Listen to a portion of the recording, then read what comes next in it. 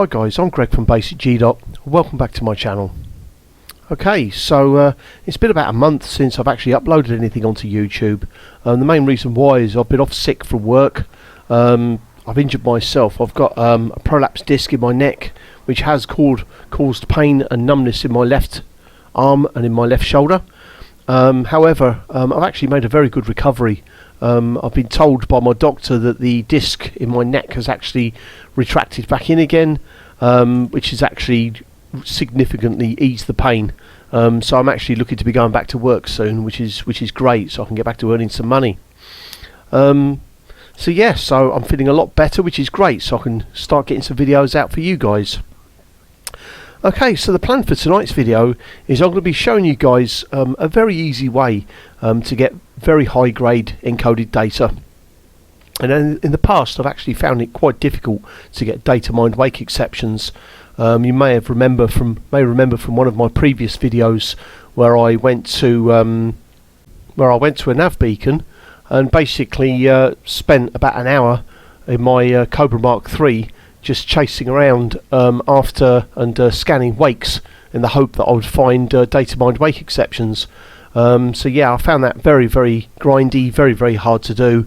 I think it took me anything up to about 2 hours to do that overall of actual gameplay to get the amount of Datamined Wake Exceptions that I needed. The amount being 18 towards the other materials that I needed to get the human tech engineered frameshift drive. Now, somebody actually commented on that particular video and said, told me that there is actually a place where you can get Datamined Wake Exceptions very easily. There's a system called HIP 12099, and on one of the planets there, I believe it's 1B, there's a crashed ship, and it's Commander Jameson's Cobra Mark III. Now, where the actual ship is, there are four data points to scan. I think they're called comms controls, but there are 4 of those things to scan, and each one that you scan will give you data. And if I'm honest, I've already been there before, and to be quite honest, it no longer seems to give Datamined Wake Exceptions. However, it looks as if it's been nerfed by Frontier. But however, you can get adaptive encryptors capture, which is a level 5 encoded data, atypical encryption archives, which is level 4, cracked industrial firmware, which is level 3, and also modified embedded firmware, which is level 2. So you'll get those 4 types of data, encoded data. And of course, the wonderful thing about Elite Dangerous is you can go to a material trader and exchange them for encoded data that you need, which is great. Now, I'll just very quickly, I shall show you. Let's get this up. So let's go into the galaxy map. So at the moment we're docked at HIP 5324, 53424, which is where we purchased the human tech frameshift drive, engineered frameshift drive. I'll just go to contacts. There you go. This is where I bought it from last time. There it is. As you can see, I've got no materials left, and I need to go to, let's just show you, HIP 12099, plot a course there. Now, as you can see, it's 335 light years away.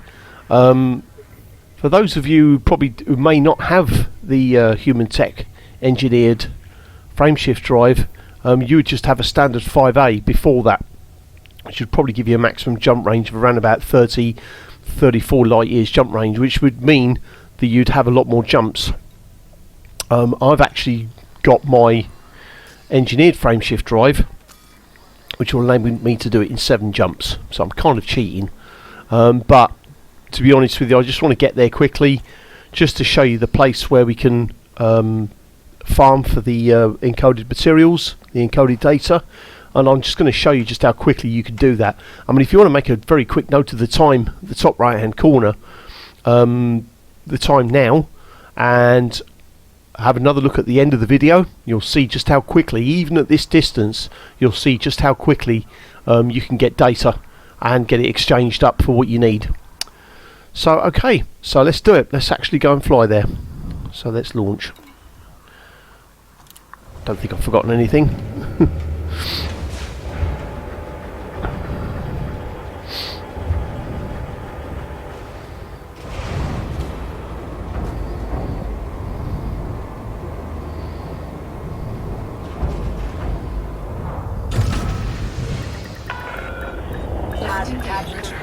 Observe station regulations on exit.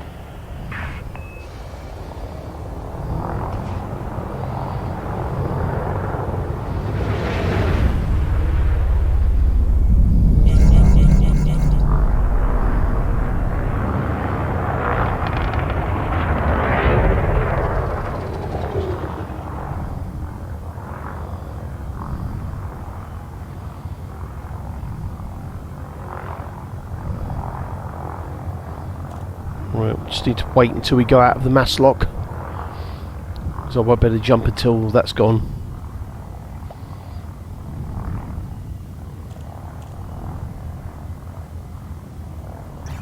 There we go.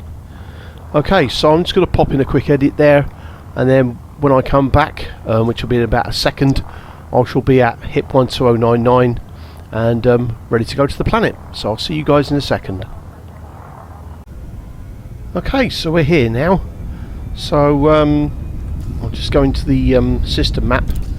Now, when you first come here, you may need to scan the system. In other words, do the FSS scan. So I'll show you what I mean. I've already done it, but to be honest, you may not need to, because the only planet you really need to go to is planet 1B. So I'll show you what I mean. So it's this planet here. So that's the only one you need to go to. So you'd probably better just do an ordinary D-scanner. Just do a quick honk scan like this, and just get the planets there, and then literally just fly to that planet. So you don't necessarily need to scan every single planet. To be honest with you, I like to do that because you get a bit of money for it, but you don't have to. To be honest, you'd probably better just fly to the planet. But one thing you will need to do when you get to the planet is to do a surface scan of the planet in order to show up the crash ship. Okay, so what we'll do is we'll target 1B and we shall fly there.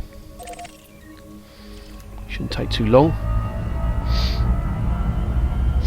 Just over 1,000 light seconds.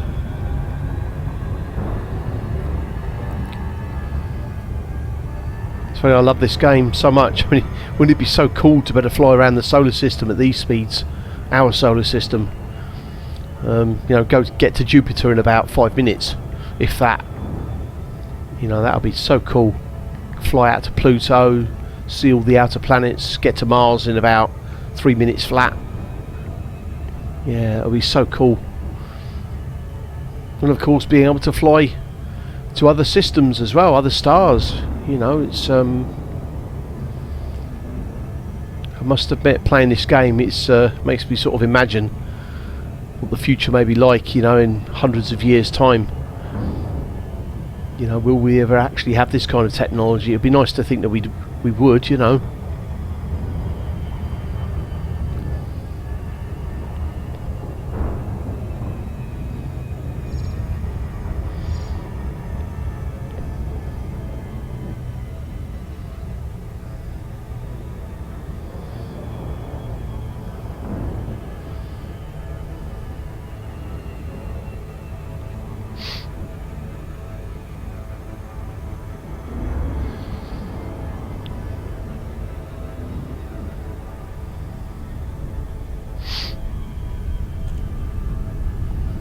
There we go. So I've already scanned this planet. I've done a surface scan on it, and you can see you've got the right hand, top right hand side. You've got 9 geological signals, 1 other, and 14 human. So yeah, as we get closer, it should show up the crashed ship. So I'll just knock the speed off a little bit.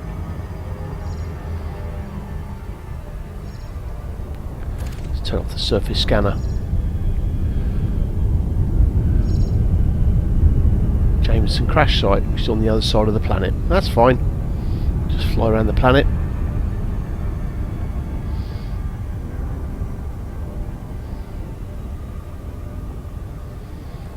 Should have targeted that really. Where is it?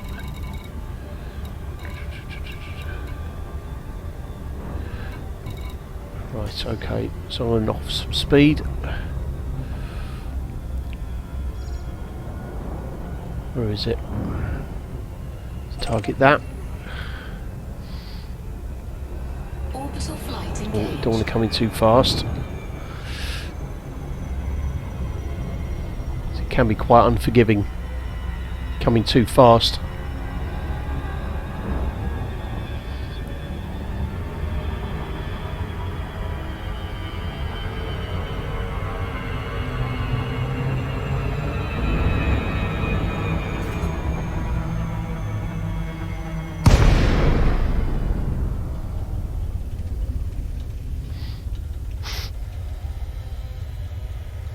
Now, one thing I will say, when you get to the crash site, the terrain around it is, to say the least, uneven. It can be, I've found it can be a bit of a challenge to land my ship, but it's worth it. The closer you can get to the crash site, the better, because it just saves time. Otherwise you've got to drive from wherever you do land to the crash site, and you can't go very fast because of the limitations on the speed, because the terrain's so rough. So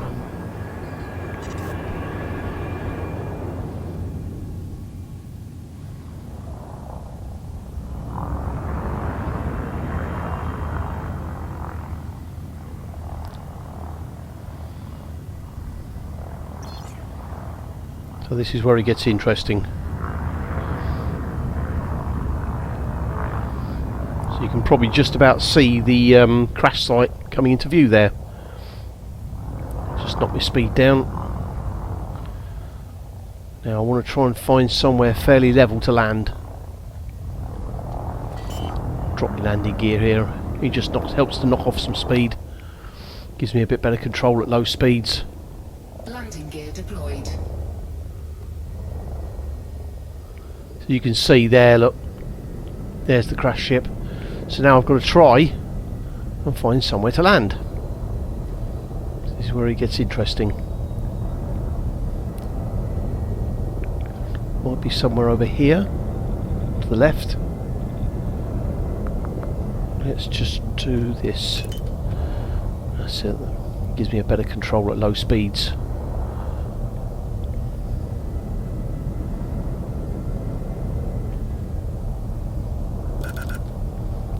That's it. Whoop.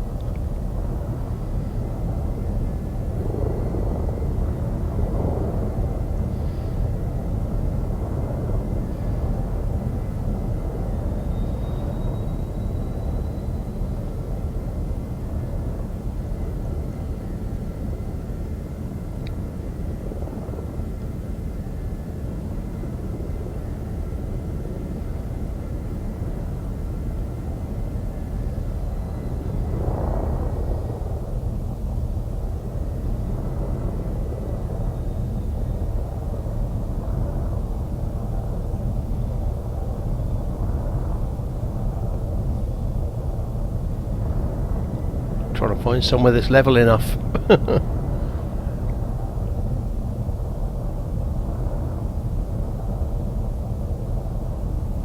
There we go.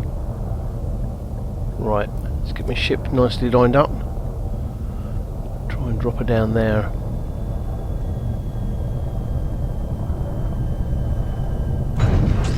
Superb.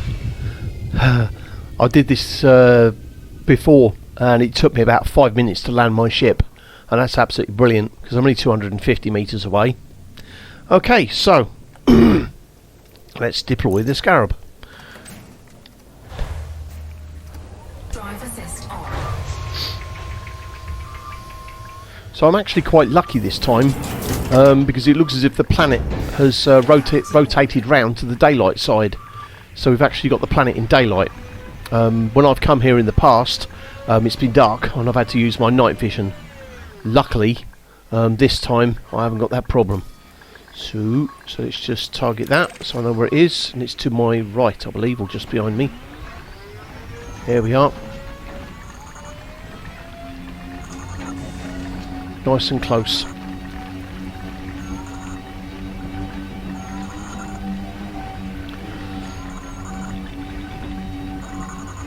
So you'll find there's lots of cargo canisters lying around, all sorts of things. Let's see what they are. Beryllium, battle weapons, bio waste, chemical waste. I think that's about it really. Feel free to pick them up if you want them. You know, they're there for the taking, so I just need to get my bearings here. I think I need to be around the other side of the ship. So what I'm going to do before I actually go in is show you, because we've got good daylight this time, so I can show you exactly where you need to park. So I'm going to go into free camera. Okay, so there you go, so you can see the crash site there nice and clearly. Okay, so let's just spin it round. So the best place to park, I'll show you where, I'll zoom in, is that canister there. So if you can park near that or on top of it, I mean, you can always collect it and then it's out of your way then, isn't it?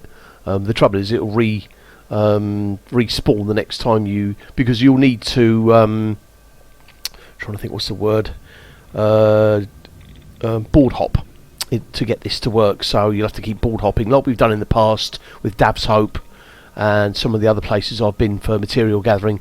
But yes, so that's pretty much where you need to park. If you can pretty much park on top of that cargo canister, that gives you access, because if I pan out you'll see there's 4. There you go, you've got 4 data points, or I think they're called comms controls. Scan all 4 of them, each one will give you very good quality encoded data.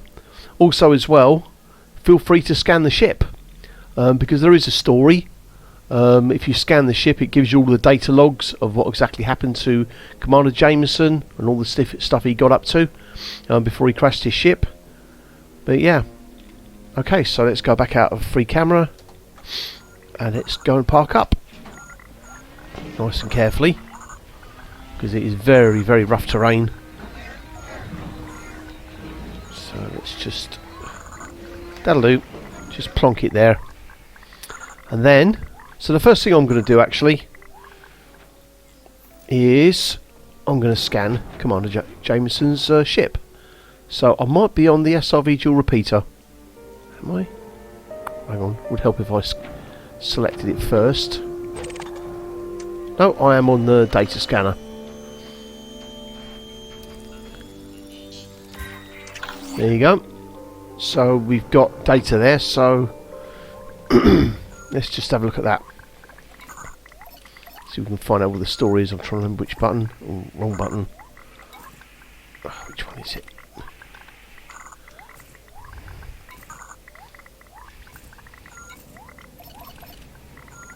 It might be because I'm still in my turret. Hang on, let's just escape that. That's really annoying because I wanted to show you that. Should be, here we are, that's the button. Couldn't remember the button. I've got it on mapped to my joystick, so discovered logs, that's the one. So you got ship analysis, high concentration of mycoid particle detective, blah blah blah. Commander's log, John Jameson, blah blah blah. So yeah, I mean, I'm not going to ruin it for you and read it all out. Feel free to read it at your own leisure. But yeah, so that's a little something you can do if you want to. I think you actually get some money for it, if I remember rightly. I'm not sure, but it's, you know, something to do. Anyway, so let's get down to business. So what we need to do is start scanning these. So I'll show you what to do.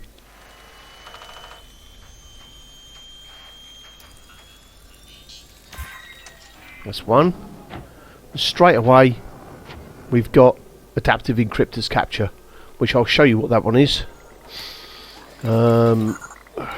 go into this.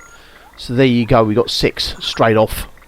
And that's a level 5 one as well, which is really good because you can exchange them 6 for 1 for Datamined Wake Exceptions up to 100. I believe you also get atypical encryption archives. We can get up to 150 of those, and obviously cracked industrial firmware, 200 of them, and then modified consumer firmware as well, which is only a level 2, but we might as well get it while we're here. Okay, so let's continue. So we've done that one, so let's target this one.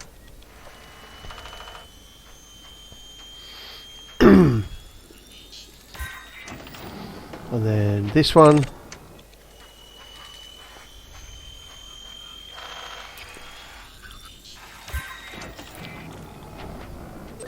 Oops. Hang on. That's got it.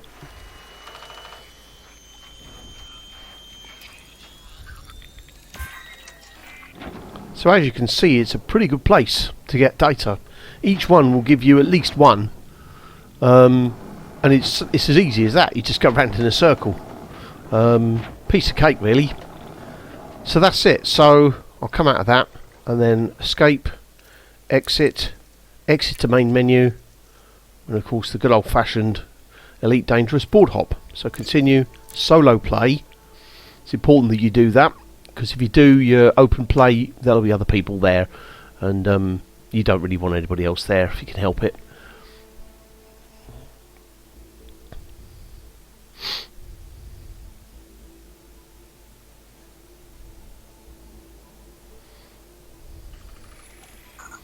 Okay, so let's do another round. Target.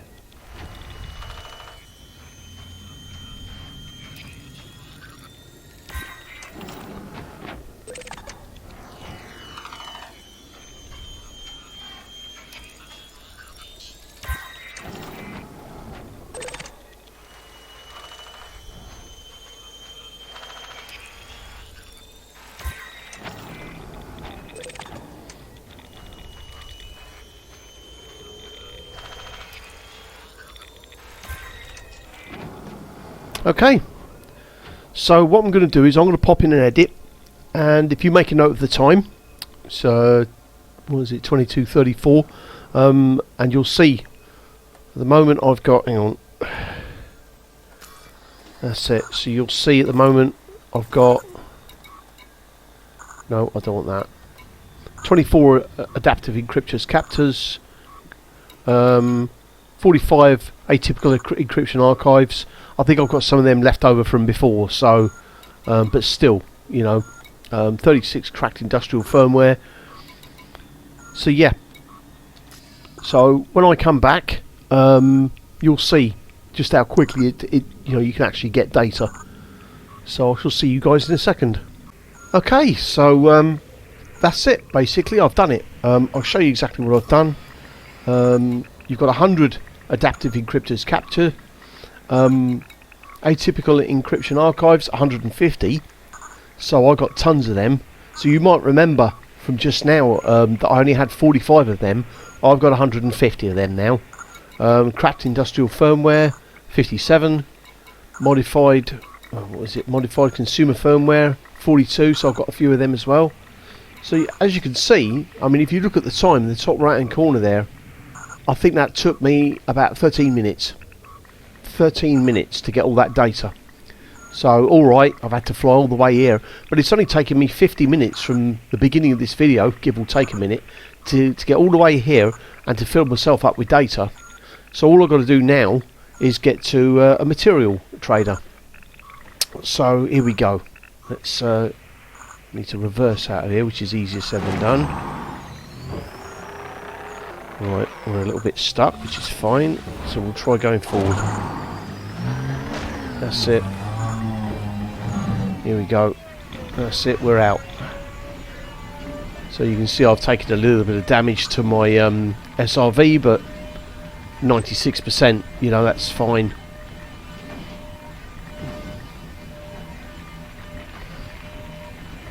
So you can see it's quite rough terrain here. I mean, I've been at places that are worse than this, but you can't exactly fly along, but when your ship's this close, it doesn't take long.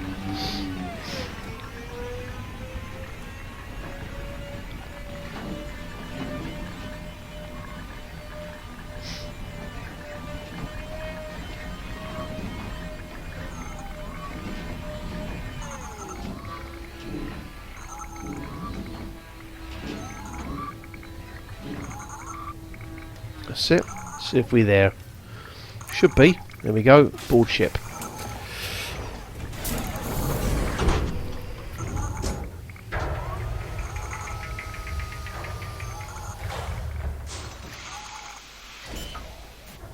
Okay. Now I know that there's a system that's got a material trader fairly close. A place called Diaguandri. Diaguandri.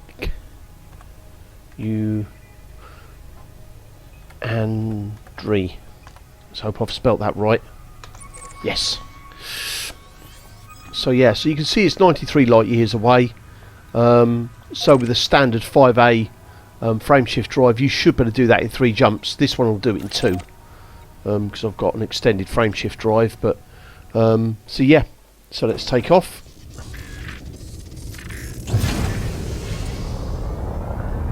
Landing gear retracted. Retract the landing gear. Climb. Now, I think I might need to deselect that because it's probably underneath the planet. Let's give it full engines. That's it. Climb out of the mass lock. Get myself into frameshift drive. 3, 2, 1, engage.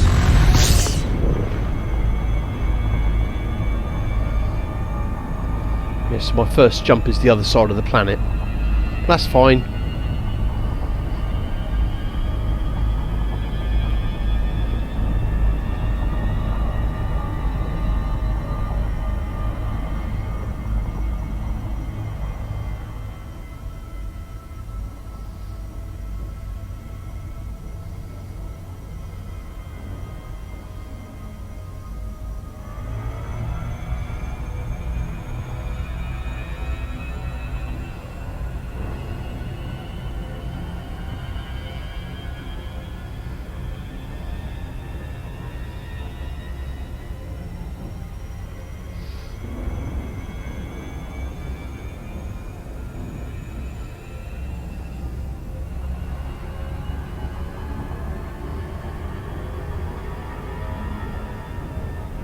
Okay, so first jump. Frameshift drive charging.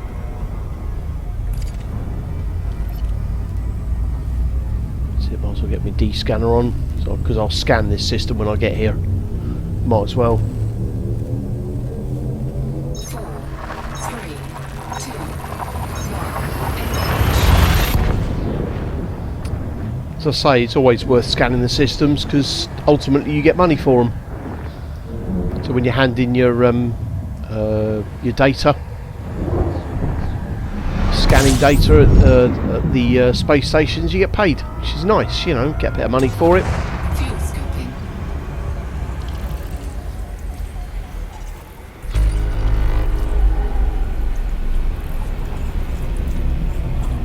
Fuel scooping complete.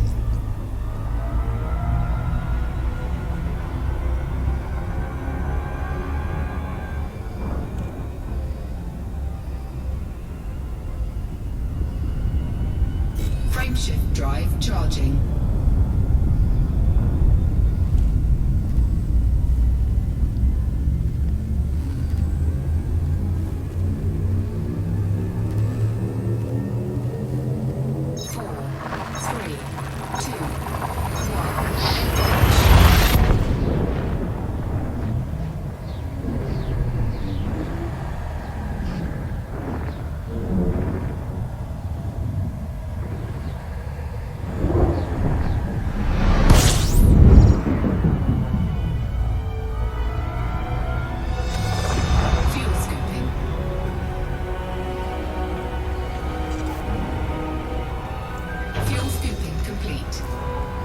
Now,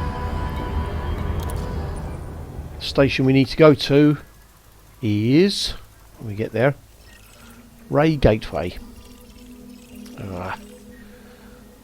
So I need to select that. That's it.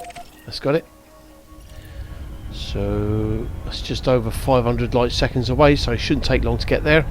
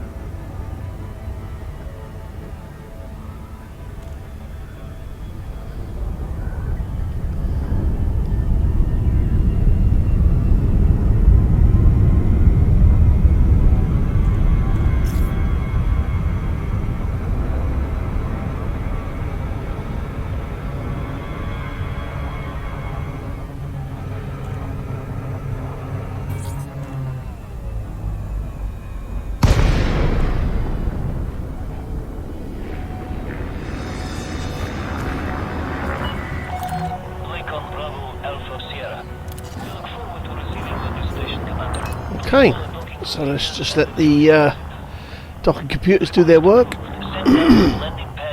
Excuse me. You are clear for automated approach, Commander.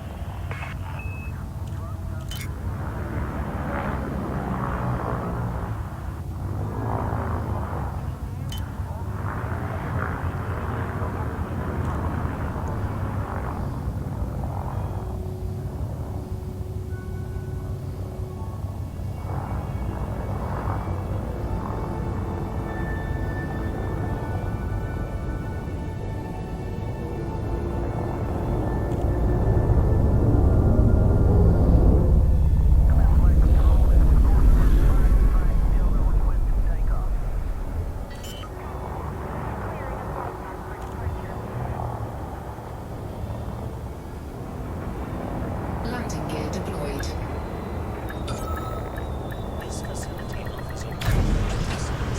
Okay, let's go into Starport Services. Contacts. Material trader. And there we go. So this is an encoded material trader. So we have 100 adaptive encryptors capture. So Datamined Wake Exceptions. You should get 16. So now we need 18. So I'm gonna trade them up. So that's 16. Now you need a minimum of 72 atypical encryption archives. The reason why, let's just do that. Because you need 36 of them for 2 Datamined Wake Exceptions. Sorry, for 1. So 72 will give you the 2 that you need. And there you go, 18 Datamined Wake Exceptions, job done. So you can see just how quick it is. I mean, I believe I left, I forget the name of the station, the station I was at to start off with. I left that at 2200 hours, it's now 11 o'clock, 2300 hours, and that's an hour. Now some people might be closer. So obviously the closer you are to HIP 12099, the less time it's going to take you. So, I mean, once you've landed there and you've actually got your SRV parked in the right place, it's like 25 minutes to fill up all your encoded data with really good high quality stuff. And then all you got to do is go to Diagurandri, go to the material trader, exchange it up for whatever you like. I mean, it doesn't have to be Datamined Wake Exceptions, but if you need them, this is the place. Alright. So that's pretty much it, I should think. Let's just very quickly Going to Universal Cartographics. I've got some data to change up. So there you go. So this is all the systems that we scanned on the way here, and that's 77,000 credits. So I might as well get it. It's all money. Also here as well, you've got a tech broker, but I think this is a Guardian one. Yes, this is a Guardian one, so you can get the... let's have a look. Guardian frameshift drive booster. That's going to actually be my next video. So my next video is to show you how to get the Guardian frameshift drive booster, which for this ship it will give you an extra 10 light years jump range. So you can imagine, I mean, I've got 56 light year jump range at the moment. That's going to push me up to 66 light years, which will be really, really good. And the good thing is I can use the 5A engineered frameshift drive in my Python. So ultimately this is going to make mining and selling all my materials, all my mined stuff, painite or whatever it is I mine for, it's just going to make it so much quicker because it will be easier to get to whatever system I have to sell it. It's just going to save time.